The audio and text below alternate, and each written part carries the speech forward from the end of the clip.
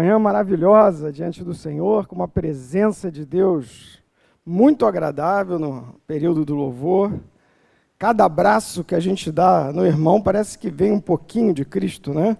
A gente vai absorvendo aquela presença maravilhosa do Senhor na medida em que vamos nos relacionando, e a gente pode ver que se tem um negócio bem inventado é a igreja, né? Que maravilha, que privilégio estar aqui com vocês.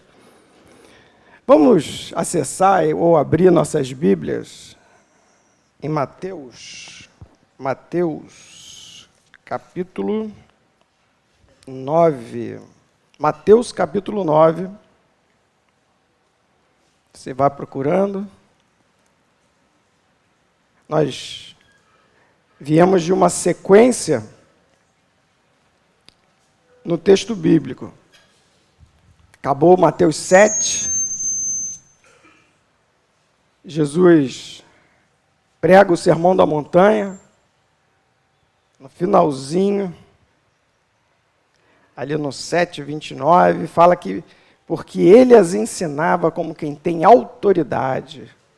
Então Mateus, que é esse discípulo que prega, que escreve o seu evangelho voltado para os judeus, para provar que Jesus é o rei, o Messias esperado, fala de autoridade. E ele vai contar uma história muito interessante. Jesus chega aí lá atravessar o mar de Tiberíades, ou o mar da Galileia, supera a tempestade, em seguida ele supera aqueles dois endemoniados de Gadara, mas quando chega lá, o povo pede para ele ir embora. Então ele atende ao pedido do povo e deixa o que era endemoniado, mas que se tornou um missionário. E ele fica por lá. Jesus então atravessa o lago de volta e vai para sua casa. E aí nós chegamos aqui no texto que nós vamos ler com vocês. Mateus 9. Vou ler na Revista e Atualizada.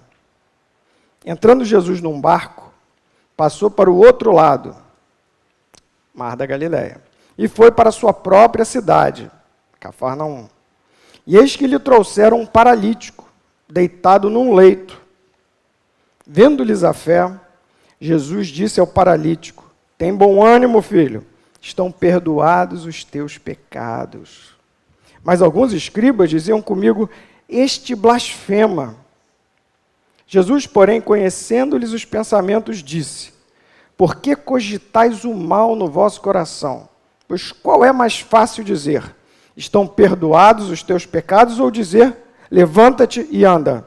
Ora, para que saibais que o Filho do Homem tem sobre a terra a autoridade para perdoar pecados, disse então ao paralítico: levanta-te, toma o teu leito e vai para a tua casa. E levantando-se o paralítico, partiu para a sua casa. Vendo isso, as multidões, possuídas de temor, glorificaram a Deus que dera tal autoridade ao homem. A minha proposta aqui é que nós nos identifiquemos com os personagens, com os grupos, e ao mesmo tempo que nós consigamos mergulhar na história, mergulhar nesse evento. Então Jesus chegou lá de Gadara, um ambiente complicado, e foi para a casa dele. Não se sabe muito bem se era a casa do Pedro, onde ele estava morando, se ele tinha alugado uma casa, mas o texto fala que era onde ele estava morando. E Jesus está ali pregando. Quando ele chegou ali, correu a boca miúda que Jesus estava em Cafarnaum. E nisso veio gente de todo lado, especialmente escribas, que eram os que copiavam a lei, fariseus, que eram de um partido muito estrito do judaísmo, e eles vieram ouvir Jesus. Só que tinha mais gente. A casa ficou de tal modo lotada que aonde tinha um espacinho, tinha um ser humano. Você já foi em reunião assim? Que fica lotado de gente. Você fala: não, vou ficar naquele cantinho. Quando você vê, tem um pé ali, tem um sujeito sentado. Você vai tentar chegar na janela, tem uma cabeça em cada janela. Na porta tem gente. Para todo lugar na casa tinha gente do lado de fora que ficava quietinho assim, ó, para ver se conseguia ouvir o que Jesus falava. Imagina que delícia que devia ser você estar ali. Mas tinha uns sujeitos que tinham um amigo paralítico. A Bíblia não fala quantos eram. Eu creio que é pelo menos 2, né? Porque para você levar uma maca, pelo menos tem que ser aquela que você segura de um lado, o outro segura do outro e leva. Mas a manobra que eles fizeram me leva a crer que talvez fossem uns 4. Então, tinha de 2 a 4 amigos. E esses amigos estavam decididos a levar aquele paralítico para conhecer Jesus. Quando eu estava compartilhando isso com o Carlos da Alba, o Carlos falou para mim, sabe o que eu imagino, Salomão? Que enquanto eles levavam aquele paralítico, eles iam falando, rapaz, você não sabe como esse rabino é. Você tem que conhecer esse homem. Todo mundo por quem ele ora fica curado. Não escapa um. Ele é fantástico, maravilhoso. E na medida em que eles iam levando aquele paralítico, ele ia se enchendo de fé. E aqueles caras, quando chegaram naquele sítio, naquele ambiente, tentaram entrar pela porta da frente, claro. E aí você chega com o defunto, peraí, dá licença. Naquela época não tinha lei da portabilidade, não tinha nada, aquele acesso especial para cadeirantes, não tinha. E na medida em que eles iam tentando entrar, o pessoal nem se mexia, dá licença aí que eu quero passar. Não, sai para lá e tal. Não conseguiram chegar perto. Então eles tiveram uma ideia genial. Fizeram um rapel, subiram o sujeito, escalaram a casa, chegaram no telhado e começaram a tirar as placas que ficavam no telhado. E lá embaixo, a reunião rolando. Lá embaixo, Jesus pregando, solenemente, abençoadamente, cheio de graça e de verdade. E montaram lá alguma estrutura e desceram o paralítico no meio da pregação. Rapaz, imagina você ser o sujeito que está deitado numa cama. Primeiro você está olhando para o céu, né? Que o nego bota do lado ali, não, fica aí. Então ele fica lá no sol olhando para o céu. Não pode ir para lugar nenhum. Daqui a pouco vai pulando aos troncos, aí daqui a pouco ele vai descendo, entrando naquele ambiente de pregação. Então ele consegue perceber o burburinho, consegue perceber algumas pessoas, vai descendo aos trancos da corda. Vamos ver como é que a situação aconteceu aqui.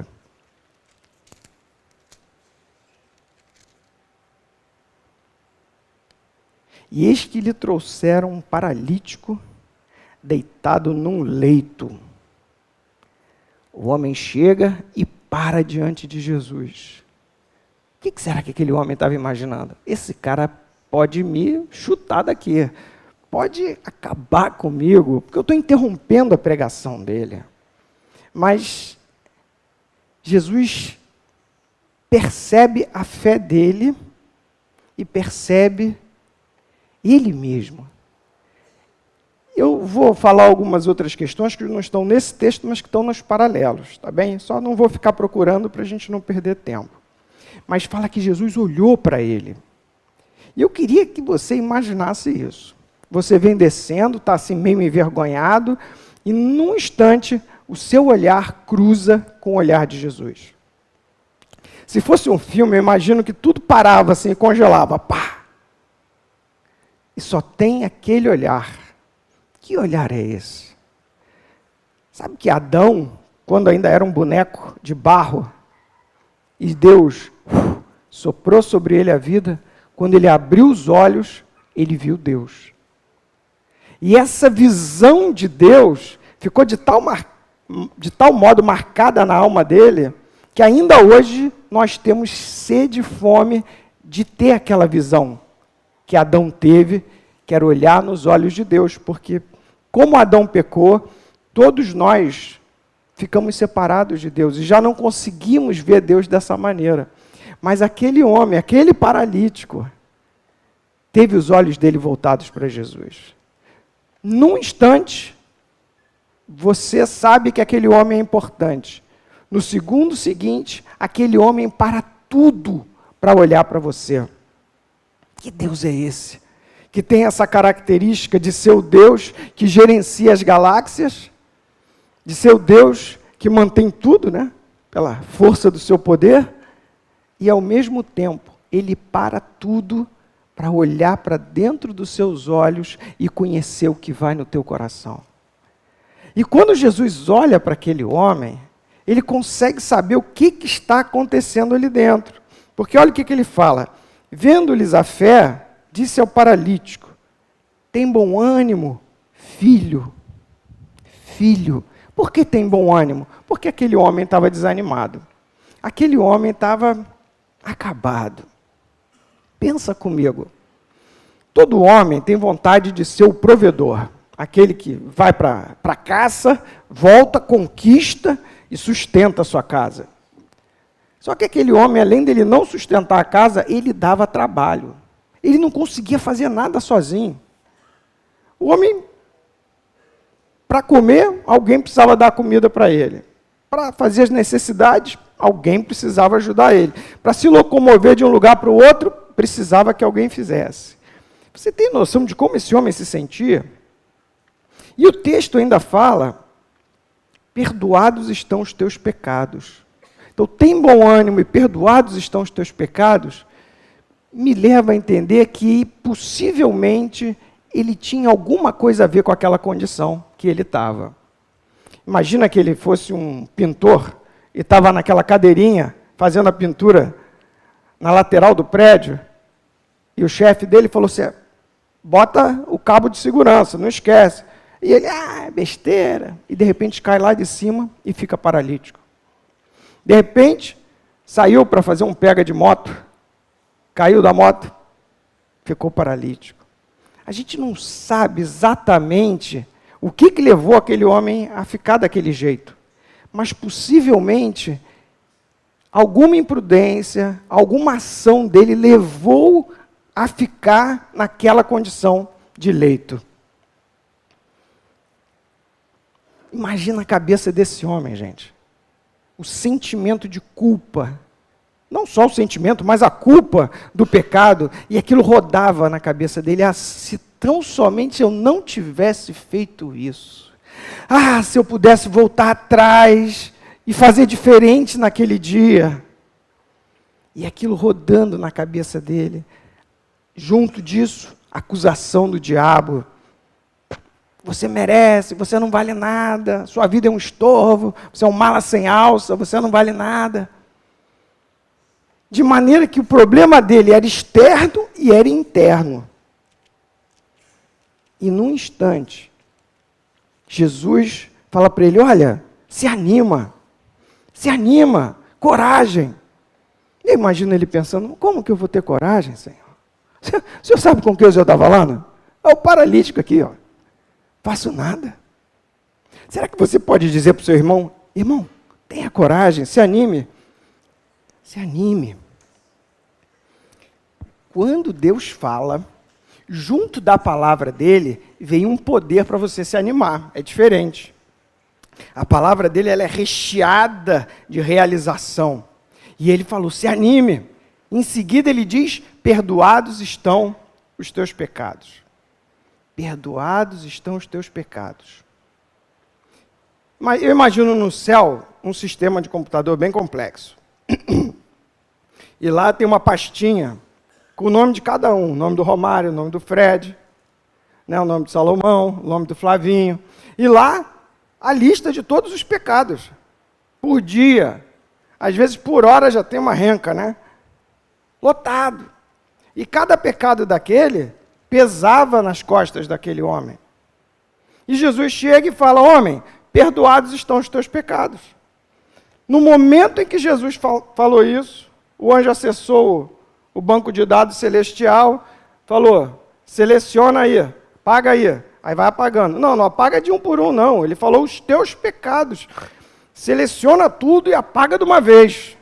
E aí apagaram os pecados daquele paralítico. Imagina a leveza daquele homem. De um momento para o outro, ele estava perdoado. De um momento para o outro, num estalar de dedos, numa palavra proferida pelo Senhor, uma vida de pecados foi perdoada num instante. E aquele homem agora tinha tudo perdoado, estava safo e ele estava em paz. Eu imagino que se tivesse acabado aí, já estava bom para ele. Imagina, estava deitado lá no leito e daqui a pouco ele está por dentro, em absoluta paz. Querido, quanta falta não faz essa bendita paz? Com essa paz, nós podemos ir a qualquer lugar, enfrentar qualquer situação. Mas quando falta paz, até se nós não estivermos em situação tão difícil, a gente fica sofrendo. Mas o que a gente precisa saber é que os nossos pecados, qualquer um, Salomão, qualquer um, do passado, do presente, estão perdoados. Se você pediu perdão ao Senhor. E você não precisa carregar aquele peso. Não sei quantos aqui entendem de informática, mas quando você apaga um arquivo, aquele arquivo primeiro vai para uma lixeirinha. Não sei se vocês sabem, você apaga o arquivo e ele vai para uma lixeirinha. Então, qualquer coisa você pode ir lá na lixeirinha e pegar o arquivo de volta. Quando você apaga um arquivo e você não quer mesmo que ele fique, tem uns programas que apaga o arquivo, não joga na lixeirinha e depois copia um monte de lixozinho em cima, assim, para você não recuperar de jeito nenhum. Então, quando Deus perdoa os pecados, Ele faz de maneira que não dê para recuperar mais aquele arquivo. Embora, segundo Ismael, o diabo tira uma cópia antes e faz um backup, sabe? E depois ele te lembra, lembra daquele dia? Lembra do que você falou para tua mulher? Lembra? Você esculachou seu marido? Mas vamos voltar aqui para o texto. Filho, tenha bom ânimo, estão perdoados os teus pecados. Quando Jesus falou isso, foi uma comoção no ambiente. Porque você imagina que esse povo está debaixo da lei de Moisés. O templo de Jerusalém está perfeitamente construído e funcionando a todo vapor. Sacrifícios de bois, de bezerros, de ovelhas, de aves, ofertas de flor de farinha. E para você poder ter o perdão de pecados nessa época, era um sistema extremamente complicado. Não era simples. O sujeito pegava, comprava um animalzinho, levava, entrava na fila lá do sacerdote, pagava uma taxa, depois chegava o cordeirinho, ele botava a mão na cabeça do cordeiro, confessava os pecados dele, o sacerdote cortava o pescoço do cordeiro, pegava o sangue, aspergia em alguns lugares, e depois de muito tempo, perdoados estão os teus pecados. Aqui Jesus atalhou. Jesus pegou e resolveu de uma maneira simples e falou, você está perdoado, perdoados estão os teus pecados. Deu um problema, gente. Deu um problema na hora. E o pessoal, alguns começaram a falar, outros começaram a pensar, vem cá, tem problema aí. Eu estou com problema na minha teologia aqui, Jesus. Me ajuda aqui, Jesus. Quem pode perdoar pecados se não um só que é Deus? Quem é você que está aí perdoando pecados? E começou aquele burburinho. Um pensando, o outro cochichando para o lado. Pô, ficou fácil, né? Perdoou, o cara já está perdoado. Mas quem é esse cara? Quem é esse cara para ficar dizendo que perdoou pecado? E começou aquele movimento. Mas é interessante que fala que Jesus, conhecendo-lhes os pensamentos. Quando a gente prega, é importante saber quais são os pensamentos de quem ouve. Quando a gente está falando, é importante você saber quais são os enganos que estão circulando. Jesus fala assim, por que vocês estão cogitando o mal nos vossos corações? Por que vocês estão pensando coisa ruim? E aí vem a outra questão. Já reparou que às vezes você está em paz e de repente um pensamento tira a sua paz? E quanto mais você pensa a respeito daquilo, pior você fica? Eu lembro, isso aí eu chamo de engano. Eu lembro um dia que eu peguei emprestado um casaco da minha irmã. Era aquela época que o pessoal falava assim, entrega tudo para Jesus. Eu falava, meu casaco de couro e minha bicicleta. Eram todos os meus bens terrenos, né? Os que valiam alguma coisa. Então, eu peguei emprestado o casaco da minha irmã e, num determinado momento, me veio na cabeça, caramba, cadê o casaco da minha irmã? Acho que eu perdi. E eu fui rapidamente no armário, procurei, não achei o casaco dela. Eu passei 2 dias procurando aquele casaco, com a certeza de que eu ia perder metade dos meus bens, que era o meu casaco de couro, para pagar o dela, né? E fiquei angustiado, eu ia nos lugares e perguntava, vem cá, vocês não acharam um casaco aí assim, com tal descrição? Às vezes até reclamava da pessoa. Poxa vida, olha com boa vontade. E fui ficando zangado. Mas depois de 2 dias nessa angústia, eu achei por bem orar, né? Vai, ora, né, filho? E estava lá orando, Senhor, me ajuda a achar o casaco, tal. Não quero perder meu casaco, né? 50% dos bens, tal. Aí eu vi uma vozinha do Espírito, falou, dá uma olhadinha no armário, onde devia estar. Aí eu já olhei nesse armário. Aí abri o armário, quem estava lá paradinho me olhando? O casaco. Nunca tinha saído de lá. O casaco ficou lá o tempo todo. O que me levou a ter 2 dias de agonia? Uma mentira. Uma mentira, um engano, uma palavra que foi soprada no meu ouvido. E por causa dessa palavra, eu vivi, me perdoe o termo, vivi o inferno durante 2 dias. E a questão é a seguinte, qual palavra entrou na tua cabeça, no teu ouvido, que está levando você a perder a paz, a ficar mal, a ficar transtornado, a ficar transtornada, ao ponto de estar tudo bem, mas você achar que está horrível. Esses homens entenderam que Jesus blasfemava. Esses homens entenderam que havia ali um problema. E que Jesus não era um Messias, coisa nenhuma, era um charlatão. E esse pensamento ruim na cabeça deles começou a acabar com eles. De maneira que Jesus para o trabalho que ele estava muito bem fazendo, olhou para o rapaz, amou o rapaz, entrou no coração do menino, né? Entendeu que ele estava agonizando, que ele estava desanimado, deprimido, falou para ele, tenha bom ânimo, perdoados estão os teus pecados. Jesus estava, mas de repente ele percebeu um ruído, ele percebeu que tinha um engano rodando no ambiente. Então ele resolve conversar com essa turma. Gente, às vezes os religiosos dão mais trabalho para Jesus do que o pessoal que ainda nem se converteu. Sempre que a gente lê sobre os fariseus, somos nós. Os fariseus, gente, somos nós. Nós somos os religiosos. Nós arrumamos confusão. Nós implicamos, às vezes, com detalhes. Deus está fazendo a obra e a gente cisma com alguma coisa. E começa a alimentar aquilo na cabeça e imediatamente perde a paz. E começa a implicar com o pastor, com o presbítero, com fulano, com o cicrano, e começa de picuinha. Perde a paz e quem está do lado perde a paz junto.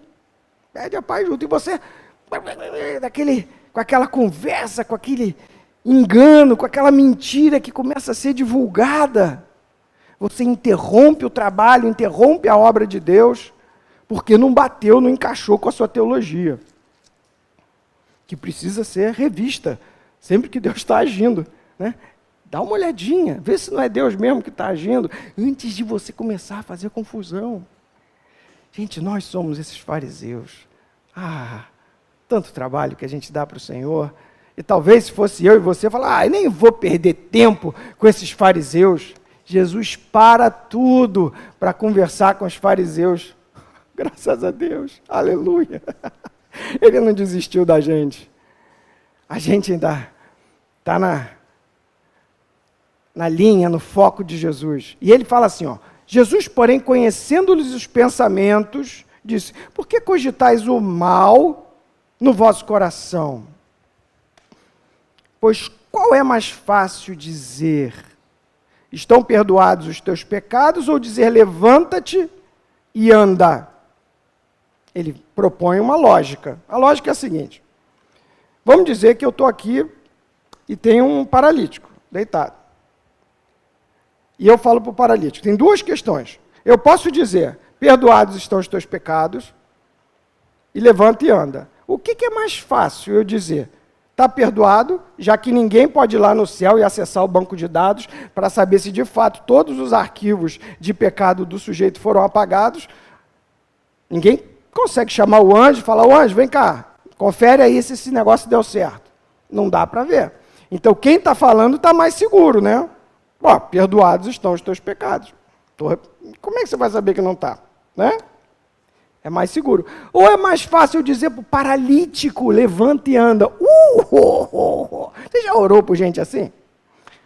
Você já orou? Rapaz, dá um gelo na barriga. Você olha ali aquela perna toda torcida. E você ora, mas não é simples. E Jesus está dizendo, todo mundo sabe que é mais difícil dizer para o paralítico, levanta, toma o teu leito e vai para a tua casa, do que dizer, perdoados estão os teus pecados. Então, para que vocês saibam que o Filho do Homem tem autoridade para perdoar pecados, ele vai e cura o paralítico. Deixa eu voltar um pouquinho aqui, ó. Quando Jesus encontra lá o paralítico tinha cometido aqueles pecados. E aí, a pergunta é a seguinte, o que leva a gente a ficar paralítico? O que nos atinge? Por que coisa ruim acontece com a gente? A gente podia dizer, né, por que coisa ruim acontece com gente boa? Mas a gente não pode encher a boca para dizer que é gente boa, né? Então, por que coisa ruim acontece? E eu gostaria de sugerir 3 tipos de mal que nos atingem. O primeiro tipo, ele vem a partir do próprio diabo. O diabo veio para roubar, matar e destruir. Então, o diabo tem os seus anjos, ele tanto tem anjo como tem filho mesmo, gente, homem. Por exemplo, Caim matou Abel, certo? Então, o que o Abel fez de errado para estar sofrendo? Nada. O que a Eva e o Adão fizeram naquele momento para perder um filho? Nada. O Caim pegou, matou Abel porque queria atingir Deus. Então, o sofrimento daquela família e daquele rapaz que veio a falecer, que era o Abel, veio por conta do mal de um terceiro, de uma ação do diabo. Então, o primeiro ponto, o mal vem por conta do diabo, ou do mal ou de pessoas que o servem. Segundo ponto, quando Adão pecou, em algum momento, o Senhor falou, Adão, por que você comeu desse fruto? Maldita é a terra por tua causa. Quando isso aconteceu, a terra que funcionava perfeitamente começou a apresentar defeito. Eu costumo dizer que foi nesse momento que surgiram as baratas, mosquito e jiló. Tem gente que gosta do jiló, né? Misericórdia. Mas naquele momento que ele amaldiçoou a terra começou a dar defeito. Então você vê aí, choveu, deu uma enchente, escorreu o morro, desceu, matou um monte de gente. Quem pecou? Não é esse o ponto.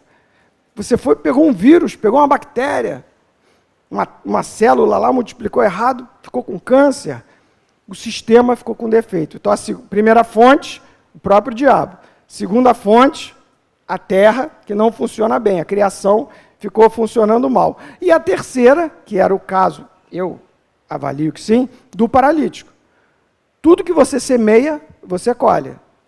Você pode escolher o que você vai semear, o tipo de semente que você vai semear. Mas você não pode escolher o que você vai colher, porque uma vez que semeou, a colheita é inevitável.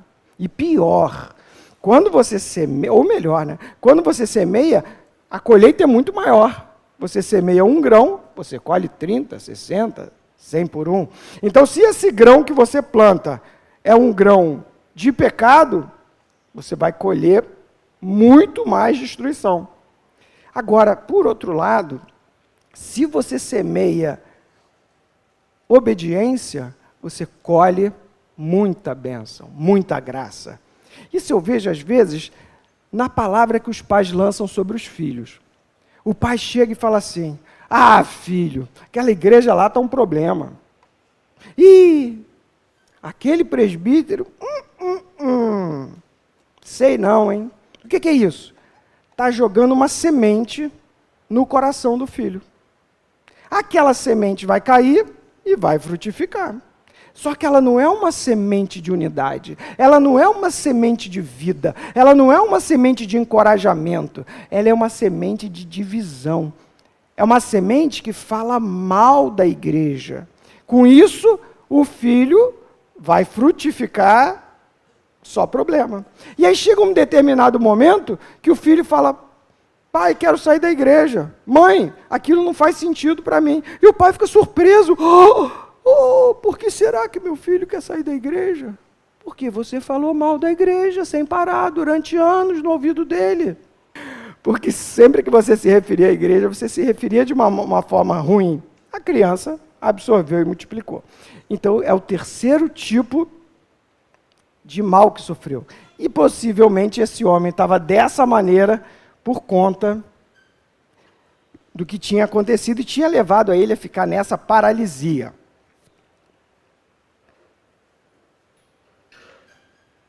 Então, vamos voltar para o texto então. Vamos lá, vamos ler comigo. Ó. Mateus 9, 5. Pois qual é mais fácil dizer: estão perdoados os teus pecados, ou dizer: levanta-te e anda? Nisso eu gostaria que você imaginasse a eletricidade do momento. Lucas fala que o Espírito do Senhor estava sobre ele para curar. Eu não sei se você já esteve em ambientes em que o sobrenatural está acontecendo.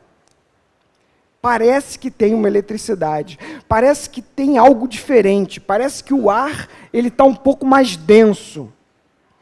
E naquele instante em que Jesus monta todo esse discurso, tudo já conspirava para que aquele homem levantasse. Ele estava ali, gente, vem cá, me esqueceram? Poxa, ele estava falando comigo, parou para falar com essa turma. E eu aqui? Em algum momento, Jesus se volta para aquele homem, olha de novo para ele e fala: para que saibas que o filho tem... Então disse ao paralítico. Se imagina no lugar do paralítico. Você está ali, você só consegue ver o pessoal, o pezinho da turma, você olha de baixo para cima que você está deitado no chão. E Jesus olha para você e fala: levanta-te, toma o teu leito e vai para a tua casa. Uma ordem. Mas ele não deu só a ordem, levanta-te. Às vezes a gente dá só uma ordem, não dá as outras. E a gente fica tão, assim, comovido, tão ocupado com a cura em si, com a libertação, que a gente esquece que tem outros passos. Jesus normalmente dá uma ordem seguida de outra. Então ele disse: levanta, toma o teu leito e vai para a tua casa. Então o cara mal ele levanta, porque eu imagino que na hora que ele falou levanta, aquele homem levou um choque, né? Músculos, células, nervos, tudo se ajeita, tudo começa a funcionar e ele levanta. E ele levanta bem, porque normalmente você tem que fazer fisioterapia. Tem gente que faz fisioterapia aqui, já quebrou perna, já quebrou braço, leva um tempão para o braço voltar. O cara não usava aquela perna há muito tempo, mas ele levantou, a perna, além de ficar curada, ela já estava fortona, já estava no jeito. Ele levantou. Você imagina o peso de um leito? Uma maca, hoje, uma maquinha de alumínio, já não é leve. Uma maca de ferro, que é essas que às vezes tem no hospital público, já é bem mais pesada. Imagina uma maca de madeira do primeiro século, o peso que era aquilo. Levanta, toma o teu leito e vai para a tua casa. Não basta levantar, você tem que funcionar. O funcionar no reino de Deus, ele já é o estabelecimento da conversão, da cura e da caminhada. Então, mal ele levantou, ele já tinha uma tarefa, já tinha uma missão. Ele já tinha que pegar aquilo e botar embaixo do braço. Levanta, toma o teu leito. Só isso, botar embaixo do braço? Não, filho, vai para casa. Vai para a tua casa. E esse sujeito se levantou. Levantando-se, partiu para a sua casa. Lá no telhado, estavam os amigos dele, né? Imagina a festa, cara. Imagina a festa lá no telhado. Quando aquele cara levantou. Quando ele levantou, todo mundo que ele via de baixo para cima, ele começou a olhar por igual. Quando ele levantou, a história dele mudou. Ele nunca mais ia ser o mesmo. Nunca mais. Quando a gente nasce de novo, a gente recebe uma nova identidade. Você que é filho de Deus, você não precisa andar de cabeça baixa. Você precisa saber que Jesus pagou o preço mais alto que podia alguém pagar para que você pudesse ser feito filho de Deus. Então você tem valor. Você pode sim ser ainda cheio de defeitos. E está ótimo, porque o poder de Deus se aperfeiçoa na fraqueza. Mas você não é mais o mesmo. Você tem valor e dentro de você tem um espírito excelente. Você pode dizer, eu não consigo, mas Deus que está em mim faz o que Ele quiser. O que Deus quiser realizar na minha vida, Ele vai fazer. Quanto tempo a gente perde olhando para as nossas limitações? É fácil ficar deprimido assim. Não, eu não consigo fazer isso, eu tentei fazer aquilo, eu falhei, isso não dá certo, isso também não. E enquanto você está olhando para si, você só acumula derrota, fraqueza. Mas quando você olha para o Senhor, então você fala, não, mas Ele consegue. Deus é tão poderoso que Ele consegue até me usar. Mesmo um cara esquisito, tranqueira que nem eu, tranqueira é lá de São Paulo, né? Mesmo um cara esquisito, Ele consegue usar. Então você passa a olhar para o Senhor. Foi o que esse cara fez, ele levantou. No momento que ele se levantou, ele era outra pessoa. O pessoal do telhado começou a pular, começou a festejar. Ele fez assim, ó, vamos embora. E os malucos desceram de lá para encontrar ele do outro lado, porque Jesus queria terminar a pregação. É ou não é? Atrapalhou. Mas não atrapalhou, não é verdade? E agora eu gostaria que você se identificasse com alguns grupos aqui. Eu gostaria de perguntar com qual deles você se identifica. Você é desses amigos que tem levado gente para Cristo? Você tem trabalho de pegar gente que está morta nas suas transgressões e conduzido até o Senhor? Gente, dá trabalho. Não é fácil, não é simples. Mas você tem trabalhado por outros?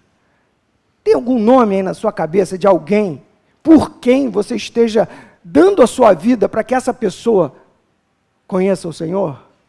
Você faz parte desses amigos que querem conduzir as pessoas a Cristo?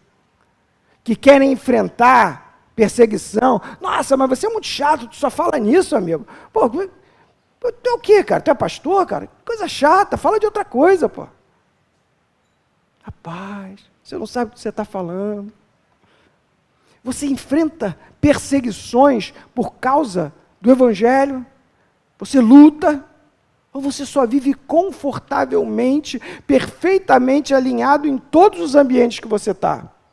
Se está assim, deve ter um problema. Deve ter um problema.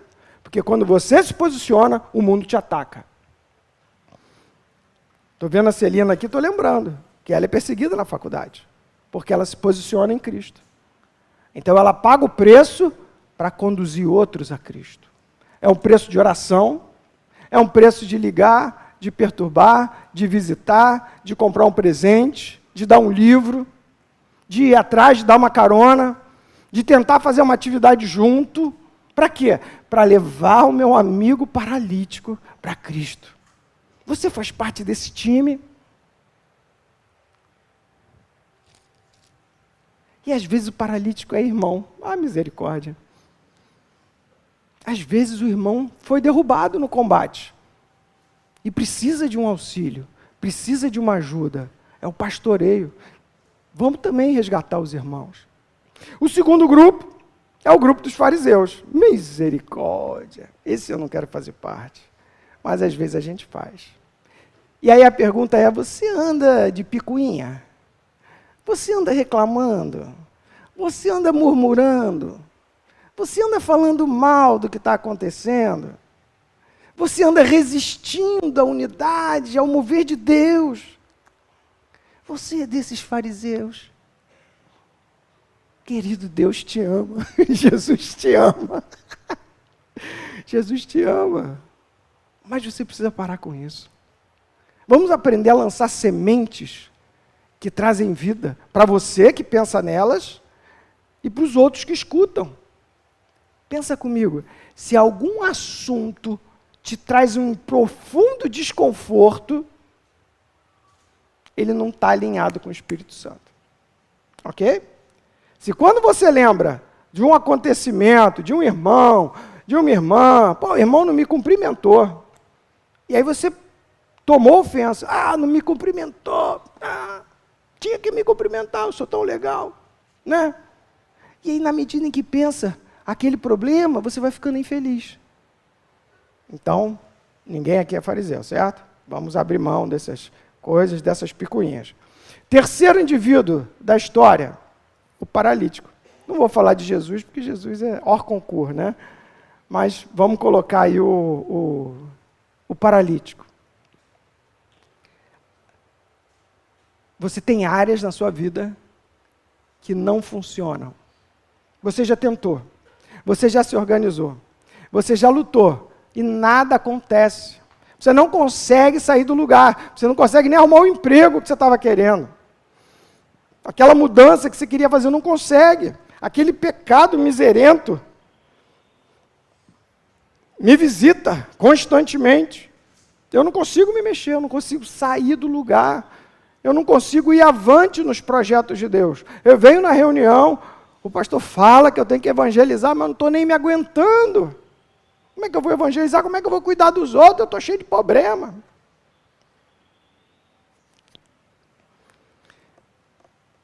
Qual dos grupos você se identifica? E eu gostaria de fazer um convite. Acho que vai fazer uma bagunça. Mas que os grupos viessem aqui na frente, para nós orarmos. Primeiro grupo, eu quero ser aquele que ajuda os paralíticos, os mortos, quem está derrubado, a encontrar Jesus. Eu não posso resolver a vida dele, mas eu posso levar ele para Jesus. E Jesus vai resolver a vida dele. E segundo grupo, o grupo dos fariseus. Aí a gente vem tudo misturado, que aí ninguém sabe quem é o fariseu, quem é que quer ajudar o grupo a levar, vem todo mundo à vontade, e aqui a gente conta para o Senhor, fala, Senhor, eu sou um fariseu, misericórdia, Senhor, me ajuda, né? A gente vem todo mundo. E o outro é o paralítico.